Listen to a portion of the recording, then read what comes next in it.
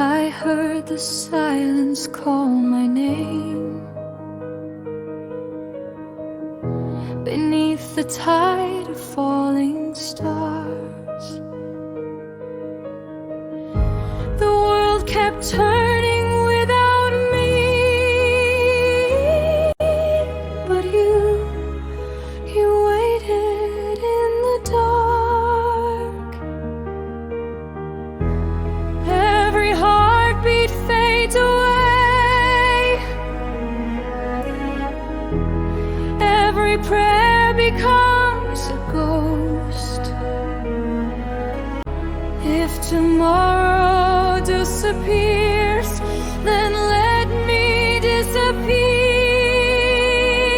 with you. We are the fire beneath the night,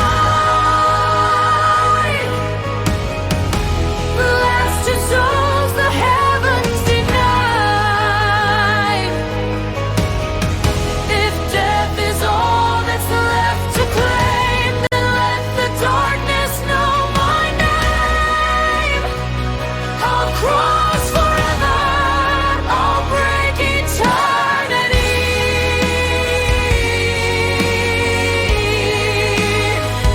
until the end. You belong with me.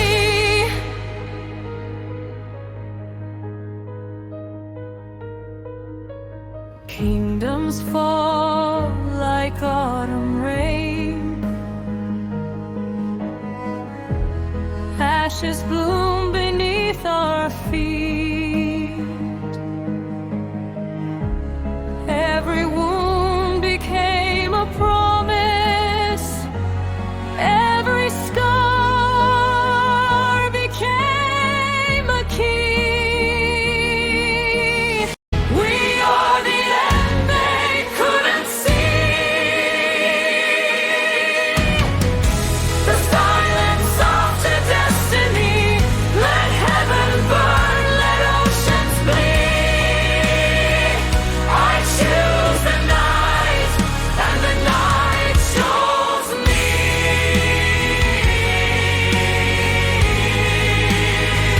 I choose the night, and the night chose me.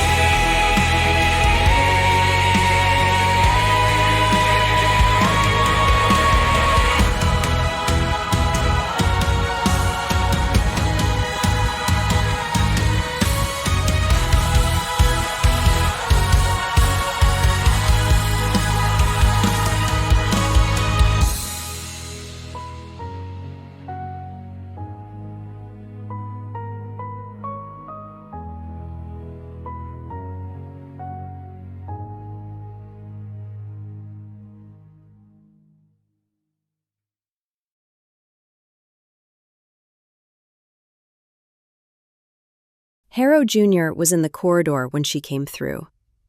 He looked at her hair first, the whole of it, silver and shadow. Then her eyes, which in the fluorescent light were doing the silver thing, the shift toward the new register. Then her hands. He looked at all of it with the expression of a man who had been conducting funerals for 30 years. A relationship to the extraordinary characterized primarily by the absence of performance. Storm. Harrow. Peretti's been waiting for processing, if you're up to it. Yes. He stepped aside. No comfort offered, only the door left open. She went down. Prep Room A was exactly as she'd left it. She stood in the doorway a moment before going in, taking the temperature of the space, reading its current state, allowing the room to communicate its contents before she moved into it. The instruments on their tray, the light at its useful angle, the particular smell of the room that she had over 6 years ceased to notice as a smell and reclassified as a condition, like weather. Prep Room A was exactly as she'd left it. She stood in the doorway a moment before going in, taking the temperature of the space, reading its current state, allowing the room to communicate its contents before she moved into it. The instruments on their tray, the light at its useful angle, the particular smell of the room that she had over 6 years ceased to notice as a smell and reclassified as a condition, like weather. She went in. Peretti was on the table, 81, heart failure. A man who had been a civil engineer, who had designed 3 bridges in this region. His wife had been dead for 12 years. His adult children had sent him here with the careful, grieving efficiency of people who had spent years preparing, and still found it arrived ahead of their readiness. His soul was in the corner. She saw it immediately, fully, dimensionally.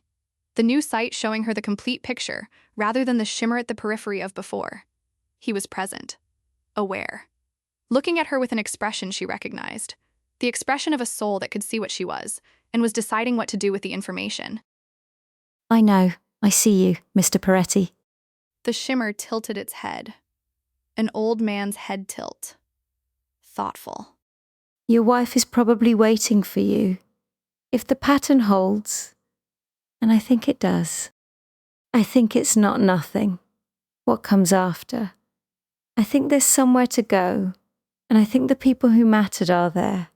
I don't know for certain, but I think it. The shimmer made a motion she couldn't fully decode. Something in the gesture of it, something old and warm. Then it turned toward its direction, and went. She stood in the prep room by herself for a moment. She had told 11 shadow sickness patients' families, over the years, that she didn't know what came after.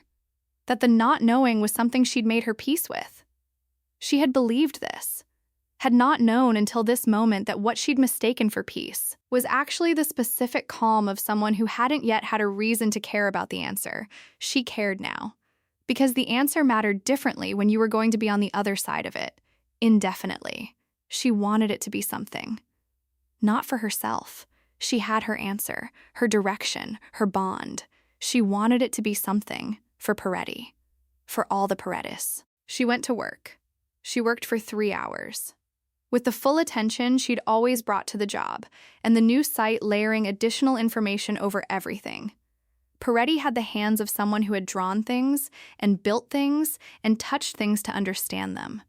She handled them with appropriate respect.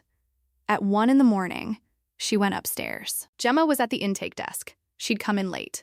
Noelle had sent her a message that afternoon, going in tonight if you want to, and Gemma had replied, I'll be there at 1. With the efficiency of someone who had cleared her schedule without being asked and declined to mention it, she was sitting with a coffee and a book she wasn't reading. She looked up when Noelle came through the door, the expression of someone who had been waiting and was glad the waiting was over. She looked at Noelle the way she always looked at her now, fully, diagnostically. The read not limited to the surface, taking in the hair and the eyes and the particular quality of how she held herself. More dense, less frangible.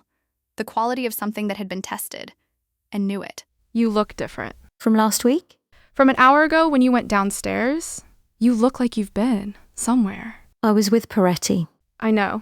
And? Noelle sat down on the edge of the desk, the familiar perch, hundreds of nights' worth. The desk received her the way familiar things received you, without acknowledgement, without ceremony. He had good hands. Peretti. The hands of someone who made things. Gemma looked at her. I told him I thought his wife was waiting. I don't say that. I've never said that. I've always said I don't know, because I didn't. I said it tonight because I think I'm starting to. Through the bond. Through the realm. I've been. Close to the transit. The direction of it. And theirs. Something's there. I can't tell you what. But there's something. Gemma was very still. Is that good news? I think so. For them. For the ones who go. I think it's good news. Gemma looked at her for a long moment. Then she exhaled. One of those long, slow exhales that carried months in them. The weight of all the things she'd been holding since the diagnosis. Since the first conversation in the break room. Since the bench in the square. Setting some of it down. Good. That's good. They sat in the comfortable silence that was one of the things Noelle valued most about Gemma. The ability to let a silence be what it was, without needing to modify it. I'm not coming back regularly. To the job. I know. I'll come in occasionally, when I can, but the shifts, the ordinary schedule. I know. Gemma, I want to tell you something, and I need you to not comfort me while I do it. Okay? I'm grieving this, the job, the building, the ordinary version of myself. I'm grieving her, and I haven't let myself do that properly because the choice was right and I meant it and I still mean it. And those things are true at the same time as this is true. I just wanted to say it aloud to someone who knew her. Gemma looked at her the way she'd looked at her across this desk on hundreds of mornings, with the specific attentiveness of someone who paid attention to people the way mechanics paid attention to engines. Who knew its sounds? She didn't say anything immediately. She let the words sit in the air the way they needed to, not rushing to address them, not offering the grief a bandage before it had been fully shown. She looked at Noelle, and she let Noelle be looked at. And she waited until the looking had done its work. Then she got up. She crossed to the desk edge where Noelle sat, and she put her arms around her. And she held on. The full weight of 4 years of friendship and 2 months of the most terrifying thing Gemma had ever navigated, and the specific, total love of someone who had decided that Noelle Storm was one of the things she was going to hold on to. Noelle let herself be held. She rested her cheek against Gemma's shoulder and she breathed. And the grief she'd been carrying, beside all the other things, moved through her in the long, slow wave it had been waiting to move through. Not destroying anything, not changing the choices. Just, true, present, asking to be felt. She let it. She was good. The ordinary version. She was really good. And she's still in there.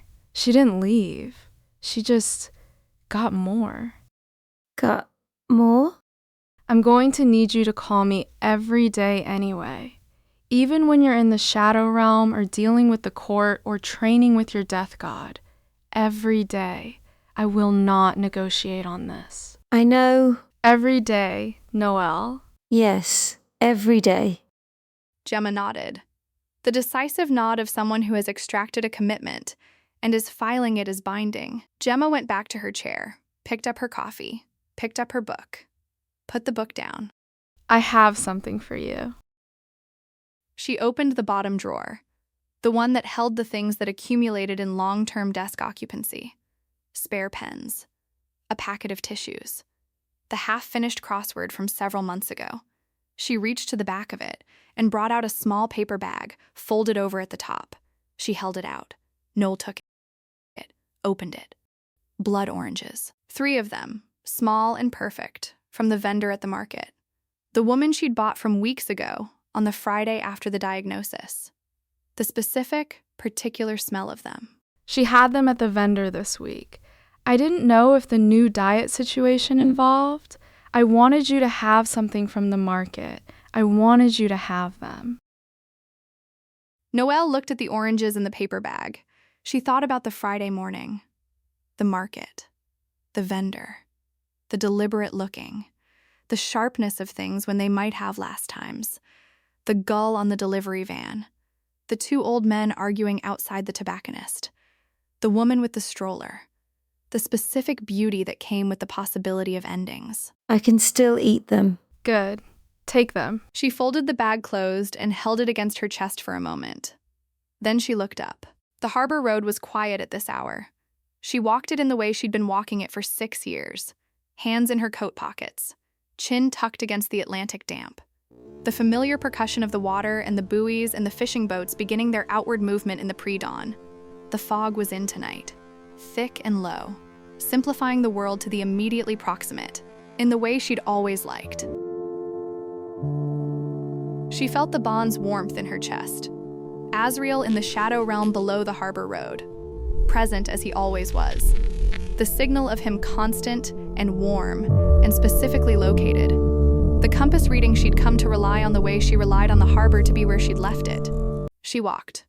She thought about Peretti's hands, about Forsyth's wave, about 11 shadow sickness patients and their careful families, and the 11 sets of intake forms she'd completed with the same precision she brought to everything. She thought about what came after, The direction, the something there, the hypothesis she was beginning to believe had evidence behind it. She thought about her mother, dead for 8 years, and whether 8 years was a long time in whatever the direction led to. She thought it probably wasn't. She thought about the woman who had stood over Clement Ashby in Prep Room B 6 weeks ago, who had heard her name in the cold and told herself it was a draft, who had come up from the lower level looking like she'd run a mile and accepted Gemma's rice and told herself it was anemia, who had sat at a kitchen table with a terminal verdict and written "not YET" in the air, and had something ancient hear it. She thought about what that woman would have understood if you'd told her, "In 6 weeks you will have silver hair and void-adjacent eyes and the ability to gather shadow matter in your hands. And you will have stood in the hollow court of the shadow realm and refused registration on your own terms. And you will be going home to an apartment where a death god will be waiting." The woman 6 weeks ago would not have believed any of it. The woman 6 weeks ago had been choosing, above all, to survive. She had not yet known what form survival was going to take, had not been able to imagine anything beyond the simple biological fact of "not YET." Not yet had been right. It had been the most right thing she'd ever said. It had opened this. She stopped on the harbor road, looked at the fog, the thick, specific Atlantic fog that obscured the horizon and simplified everything. She put her hand in the paper bag and took out one of the blood oranges, held it in her palm. The weight of it, the smell, even through the peel, the specific, complicated citrus of it. The color inside that was the color of the interior of certain sunsets. She pressed her thumb into the peel. She ate it, standing on the harbor road in the fog at 2:30 in the morning. It was very good. She finished it, put the peel in the bag, and the bag back in her coat pocket. The ordinary world, her original world. The world she was keeping in her coat pocket alongside the blood orange peel. Something small and specific and deeply, irreplaceably correct. Not left behind. Carried. She exhaled. Then she crossed. Not the physiological emergency of the first time. Not the ritual crossing of the court visit. The new kind. The voluntary, calibrated passage that was becoming as natural as walking through a door. She felt the living world continue behind her, present and real and hers, and she moved toward the warm permanent fire in the center of her chest, toward the signal, toward the void-eyed ancient thing waiting below the harbor road, toward what came next, from a prep room to a threshold, from a terminal verdict to an unprecedented one, from 3 silver hairs to this, all of this. Everything the last 6 weeks had been. She was not the same woman who had stood over Clement Ashby. She was not a different woman either. She was the same woman, as Gemma had said, with more.